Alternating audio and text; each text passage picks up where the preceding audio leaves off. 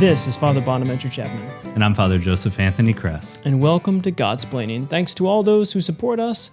If you enjoy the show, please consider making a monthly donation on Patreon. Be sure to like and subscribe to Godsplaining wherever you listen to your podcasts. Father Joseph Anthony. What's crack-a-lackin'? What's up? Not much. Liking this blue light in the studio here. I'm a big fan of that, but it's all good. That's right. And this is summertime still, so we are enjoying not quite yet the full heat of things, but we're getting there. Yeah. So that's great. And so this episode is about cities. So we want to get into the material, but before that, I should say, you didn't grow up in a city. No. You were in a small little place, right? Yeah. So where did you grow up? I grew up in Southeast Ohio, just a small country town near the Ohio River. And I think my town was about like 5,000 people growing up. 5,000. And we were like kind of the big city in the area. Okay.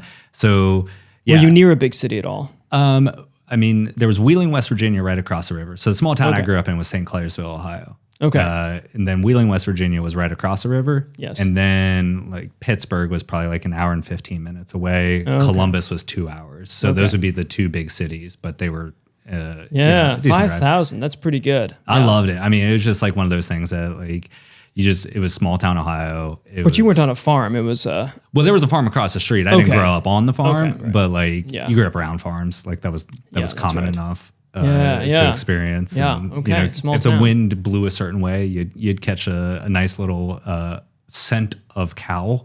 If you had to. But it was all good. I loved it.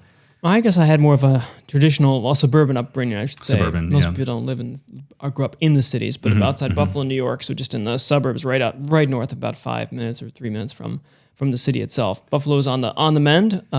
It's a city coming back, like a bunch of these steel cities did not do well. No. But Buffalo's on the way back. It's like Pittsburgh, I suppose, the Great Lakes cities. Yeah. So the city was always around, but Buffalo isn't a huge city. It used to be a bigger city. But it's not a gigantic city like Chicago or New York or Los Angeles or Washington, D.C. And then right now you're stationed in Charlottesville. Virginia. Which is a little bigger. It's just not a city per se. It's a college town is the best way to describe it. Yeah. It's like your quintessential college town. But it's a lot larger than where I grew up and the quote-unquote cities that I would think of. But still, coming from Washington, D.C., doing our formation here in D.C., that's right. Going down there, it feels much more like a small town feel because it is that kind of college town atmosphere and things like that. But still, it's relatively a smaller life experience in that sense. Yes.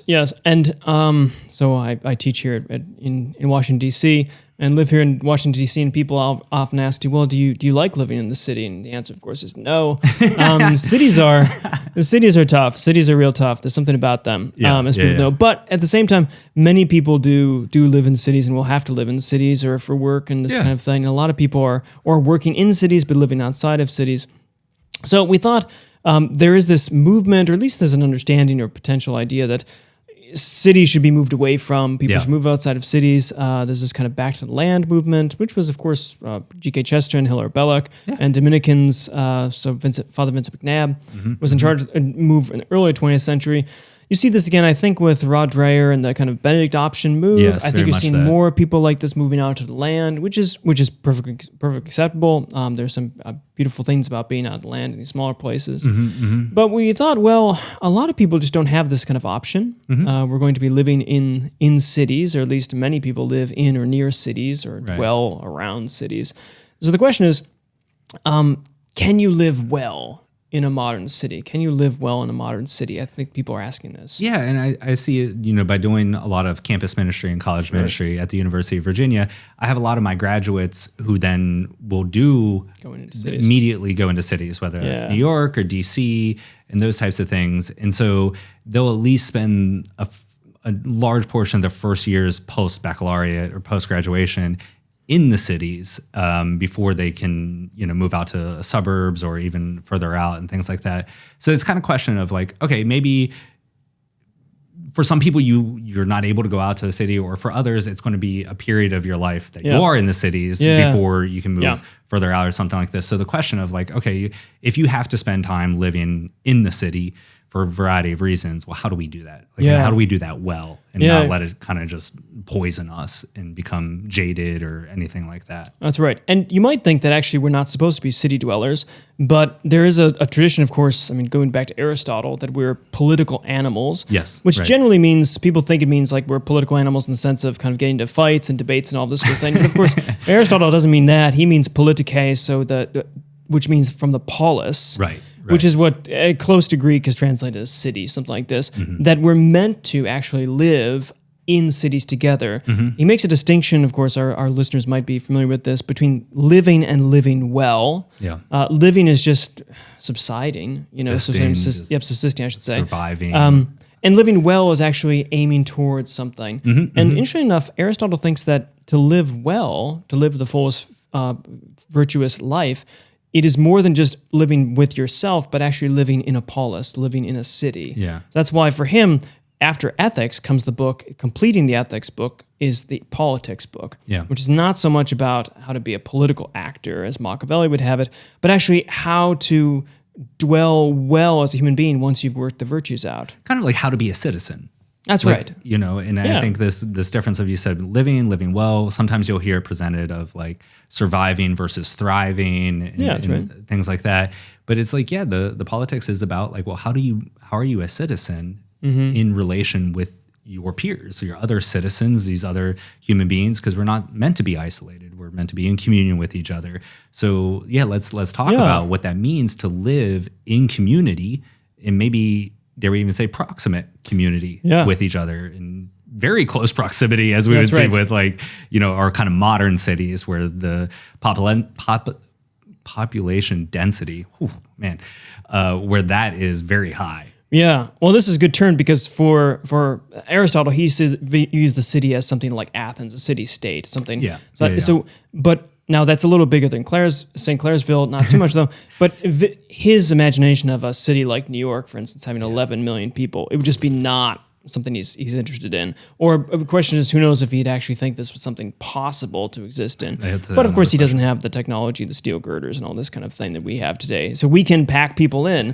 But it means the question is, well, if for Aristotle and for human flourishing, it's you need to have more than 5 people to be around to really flourish. He thinks the city provides things for life. It gives you a freedom to be able to think and contemplate and live the virtuous life in a way that, for instance, living on a farm, you might not always have unless you have a very big farm, because you need to go and get other things from people. Right. Whereas in the city, it's easier to provide that. So he gives it a chance for leisure and such.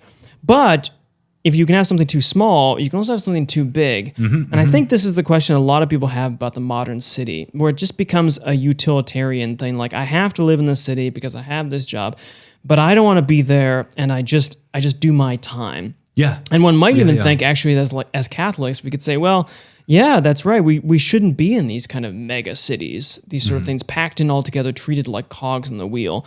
And there's something about that. Modern cities, these kind of giant steel and concrete and glass now, people love to build buildings out of glass now, cities they can be dangerous. Yeah. So there are temptations, or there are difficulties in the city that actually makes it hard to live well, right? Yeah, I think that you see in a current kind of structure in a modern city, it's more set up for like commerce and entertainment than being a domicile, like to be a domestic experience. And so like that's where you've experienced this tension where it's like, okay, we're gonna create these big skyscrapers and have these corporations move into a downtown office building, so that brings thousands of jobs and all these things, which once again, we want to kind of support that. But then to be living, as a home, raising a family and things like that in a structure that is so uber efficient on people moving in and out and all these other things to facilitate commerce and entertainment, then that becomes a deep tension of like, okay, well, can I actually, live a life, a domestic life, and raise a family within this kind of whirlwind that doesn't really give a rip about actually facilitating or helping that aspect. That's right. Of my life. It's in a sense, I mean, in some ways you could think the modern city is designed as basically just a workplace. It's like a factory. Yeah. And then it has, of course, within it, like break rooms, which like theaters and for entertainment for you to kind of enjoy for a second, let off steam. But it doesn't have any living rooms in it. It's just got the workroom and the entertainment room or something. And it's missing out the actual living of it, where you'd have a garden, or this is all metaphor here, or some kind of, backyard or somewhere or just the living room and the family room even. I mean, do cities have these, if you think of a city as like a house, it really is stripped down to its bare essentials. And it forces you to kind of live, or at least it inclines you to live as if you're just siloed off and doing your time. Yeah. I noticed this because there are lots of people, there are plenty of people in condos or the townhouses behind us here at the House of Studies. Right. You probably notice the same thing in cities you go to, New York especially, where you could live on the same floor or next door to someone and have no idea who these people are. Yeah. I grew up knowing in a suburban neighborhood, you knew all your neighbors. You knew about who was there, who were the same age to play with. We could play street hockey with those. You'd walk door to door and, hey, is Bobby here? Or is Matt here? Or something to get together. Oh, yeah. Whereas in the city, you have this kind of, I don't talk to that guy. I might live next to him for 10 years, but I don't know who my neighbor is. Yeah. And I mean, growing up in a very small town, it was even more so. It was even more so. Like, you would run into somebody and it was like, oh, your uncle so and so, who's this coworker of this person, or like you just knew everybody's family tree, not just like your immediate. You knew who their family lines were, and that's also like, it's very common once you go further south. Like you would ask somebody like, oh, you're so and so's kid, like so that you would know their entire family line, because that was so important to that. But I think one of those aspects is like, once you move into these modern cities that are so highly and the high population density of all of that, it does facilitate a certain anonymity. Like you just go about your day, and it's definitely the case on like the East Coast. Like you'll walk down the streets and nobody's going to say hi to each other. Nobody even looks at each other in the eye. And if you do kind of break that facade and you say, hey, how you doing? Everybody's like, who are you? Like, you're not from here. Like, I need to get where I need to go. Like, there's this efficiency, like, go get them. I don't have time to deal with you because I got ish to do. Yes. And what's the kind of the fallout of that is going to be this anonymity. And so you deal with the people you deal with, and maybe you get to know you're like kind of the guy who runs the bodega because that's where you go. And that's your engagement, but you only engage with them because you need something from them. Yeah. There's not this like sharing of life in that sense. At least that's one of the major risks of it. Can you do it? Yes, but it's a big risk. I think that's right. There's a tendency or a potential for a dehumanization through anonymity that no one really knows anyone here. You can sit on the subway and the metro and that naturally inclines you just to not to talk to people on there, and it feels weird when people do because they're uncomfortable or they're worried about things, or you get there's a sense. We haven't brought up the crime stuff, of course. We're just keeping that. We're assuming that let's imagine the modern city in its best form, keeping those things out. Totally. But even in its best form, what does it do? And I think also as you mentioned, the kind of efficiency drive, the drive to doing things the quickest and the fastest, and I would say a lack of receptivity. So cities are active by nature, that you're going out and you're taking things, you're doing things, you're grabbing things. And whereas when you're in outside of a city, there's a little more receptivity, not only just to nature happening, but also to people happening around you, that you're not just living alongside people, but you're dwelling with people. And so if something happens in the neighborhood, you might all chip together and do something about it, or fix things. And there's that, whereas in the city, it's not my problem. If it's not mine, it's not my problem. There's a sense, because there's so many of you, it's like a tragedy of the commons, right? There's many people, and we have services to deal with all these things, that we don't really need to help each other out in that. That's at least a tendency. And I think that kind of tension that you bring up is really good, because I tend to try to, break things down to those kind of common denominators often, and that kind of difference between active and receptive, or active and contemplative, is really big. And I think that's part of the reason that there's this big push towards moving out of the cities and into the countryside and homesteading, is because there's this like exhaustion of activity. Yeah, gerbil wheel kind of stuff. Exactly. Yeah. And you see that in the corporate world, you see that in all these other things, but like the modern city is built upon active and activity. Yeah. And there may be these like little intentional pockets of kind of receptivity or contemplation. Central Park can be that. Yeah. 'Cause it's beautiful, but even at that gets so busy and hectic, and there's not a place to just kind of relax because there's always somebody jogging by or whatever.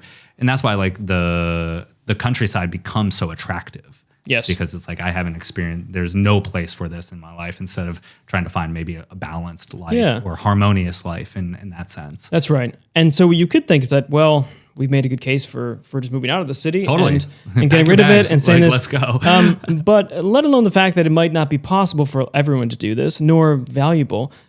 Maybe it's worth saying that there are good things about a city. Yeah. We'll talk about first some good things about them, and then perhaps we'll do some practical tips on how to live intentionally in a city to take advantage of the good things as opposed to sliding into the stuff we've talked about so far. You might not have thought about, but it actually is just that the city kind of pushes itself upon you in a way, so that we as people want to live lives of virtue, especially Catholics living lives of virtue in the city, have to take on board some intentionality to these things. Totally. So we've talked about some of the dangers and temptations and the problems of the modern city, but there are also some benefits in the modern city that you can't receive anywhere else or in that. So what do you think? What do you think is valuable? I've got some ideas. But what do you think was valuable about the modern city? What could be said for it before we just level the whole thing? I think two things there. And the first thing is my experience in New York City, being there as a Dominican on kind of fits and spurts at different times. What I notice about New York City is it's so big that it's small. Like, it's huge. It's a city of 11 million people, but you have all these small neighborhoods. Yeah. And so there are many people that don't leave a 4-block radius. And it can be, and it tends to be actually, once you hit that kind of certain size, it tends to be very small and very neighborhood oriented.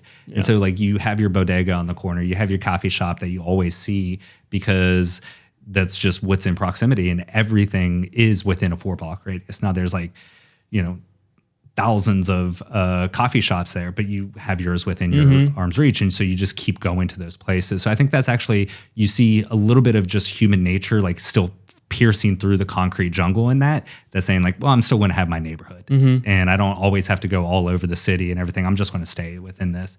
And that it can be so big that it actually becomes small in that sense. And I think the other thing that what I've experienced from living in a very, very, very small town to now living on the East Coast in different cities is that there's a beautiful opportunity to engage in the arts that you do not have in a small town.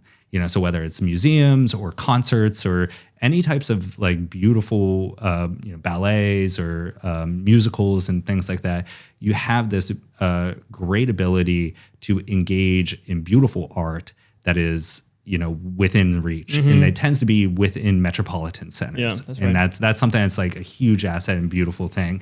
Now, you also have a different option for beautiful art, which is nature in small towns and the countryside. But there really is a great opportunity to engage in the arts in metropolitan areas. Yeah, I think that's right. I think that's it.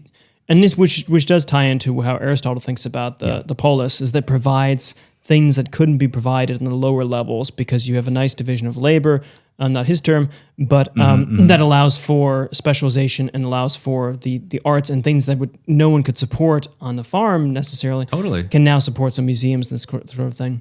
To me, part of it, I suppose, is the city does bring people together as people. It's the chiaroscuro, the other side of the fact that we could just be cogs in the wheels, but the city does put you face to face, literally, with people on a more frequent basis. Yeah.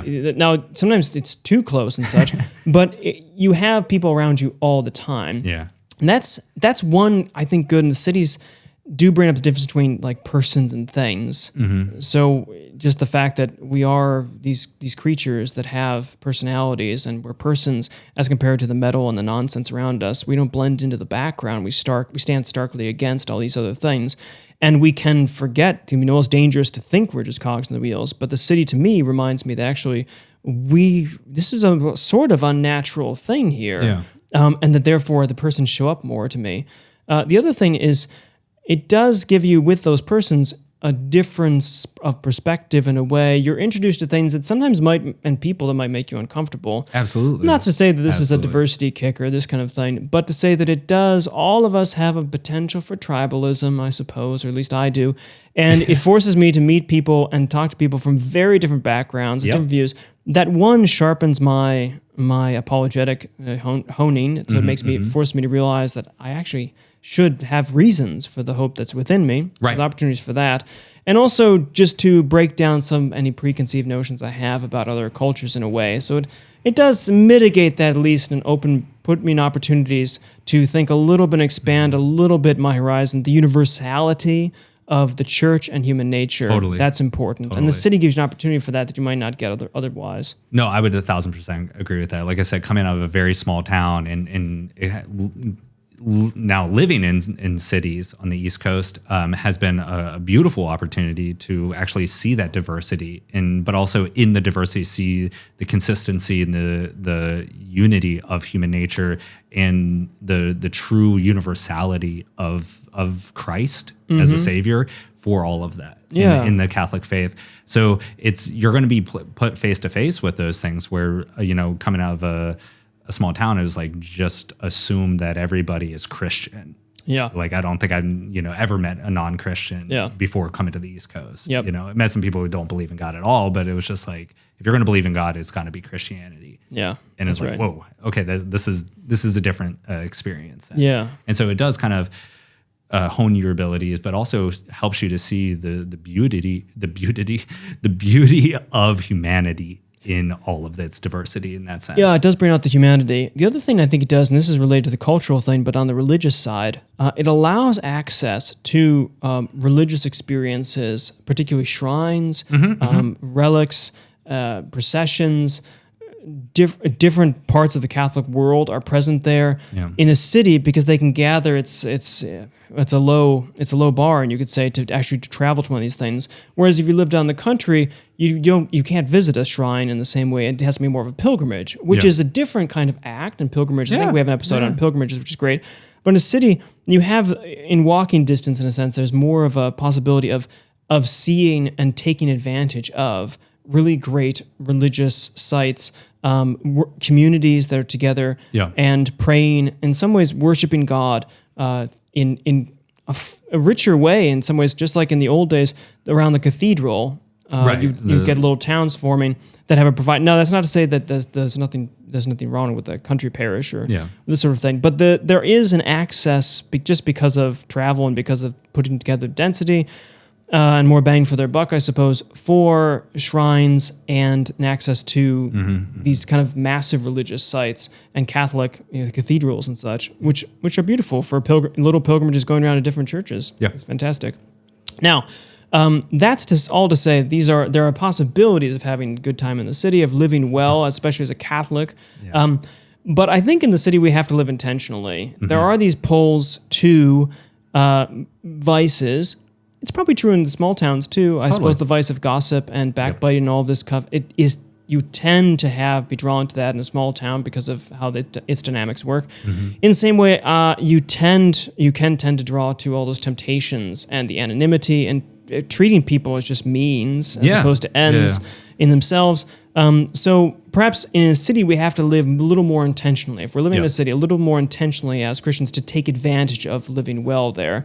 So what do you think are some pro tips for how you think, because we've lived in cities, what things have you done or what have you failed to do but would like to do better with living in a city? I think one of the things that's a risk in living in the city, but how to live well in the city, is to try to live an integrated life. The city kind of perpetuates or encourages very fractured life.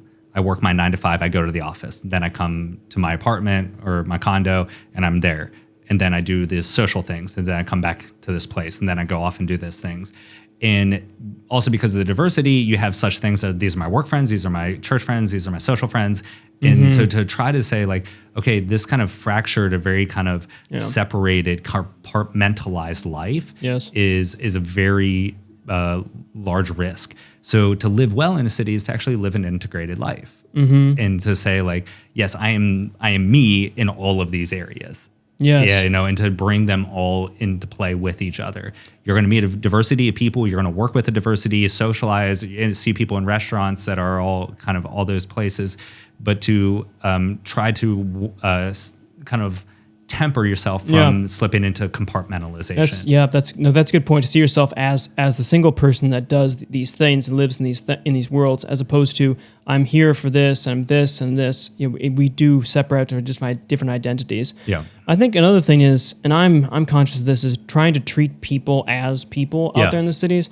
We're generally inclined to treat people as means and mere means, I should say, in cities, because we're moving so quickly. We've got so much to do and all of this. We're not taking time to actually talk with people. I'm not saying that you need to get in a conversation with your barista for a long period of time, but just the attitude of realizing that the person I'm interchanging with here right now, to get a cup of coffee or to get a meal or something, is a person with a story. Now, I don't need to know that story, but I need to know this is a person with a story, and I need to relate to that person this way.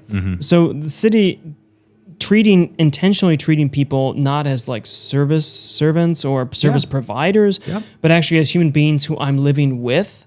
I might not actually live near this person, but I dwell with this person in this city in a way that I might dwell in a suburban neighborhood with someone down the street. The other thing is the city, and maybe this is part of one of the good benefits of living in a city that also turns into a practical tip, is that there is time for leisure in a city. And because we have so much that's able to be done for us, like I don't have to go out and milk a cow if I want milk. I don't have to go and make all my breakfast if I want. So like and traveling, I don't have to drive myself. I can just be on the metro, which means that it does provide a time for leisure, a time for educating oneself, for trying to be involved in the finer things. It's easy, though, I think, to just let that slide and watch YouTube videos on the metro or something.